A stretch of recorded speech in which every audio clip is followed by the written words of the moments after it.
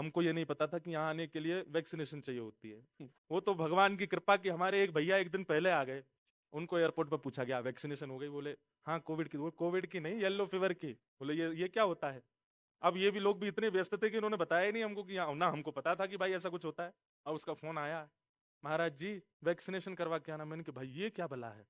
मैंने कहा कथा सुनाने के लिए सुई तो मैंने कभी नहीं लगवाई, ये पहली बार ऐसी विदेश यात्रा है जिसके लिए वैक्सीन लगवानी पड़ेगी।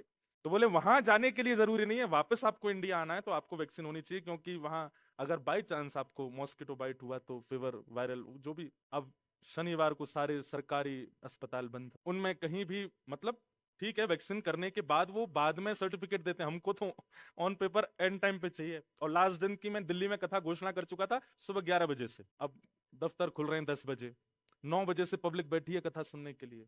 और मैं इतना परेशान, मैंने कहा पासपोर्ट है नहीं, वैक्सीन लगवानी पड़ेगी। गए वहां जाकर के उन्होंने पहले तो चेक किया कि इनको कोई वो तो नहीं है, क्या बोलते हैं उसको, एलर्जी तो नहीं है।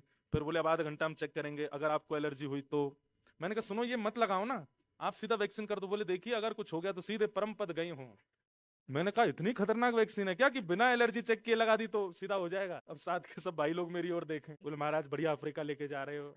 मैंने कहा लगवाओ भाई, सब लोगों ने वैक्सीन लगवाई। अब वो वैक्सीनेशन हो गई, और उसके बाद सीधे मुझे स्टेज पे जाना। तो वो बोलते हैं कि कुछ हैवी खा लीजिए और बुखार आएगा, घबराना नहीं।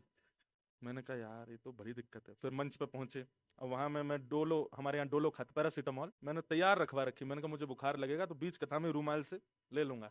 कथा सुनाई, कथा तक कुछ नहीं, कथा के बाद में थोड़ा शरीर टूटने लगा। परेशानी, दिमागी स्ट्रेस अलग, मन का स्ट्रेस अलग, तन का स्ट्रेस अलग, इतना सब कुछ हो रहा था। और फिर लास्ट वाले दिन क्या होता है कि सब मिलने और आते हैं जो कथा आयोजक होते हैं।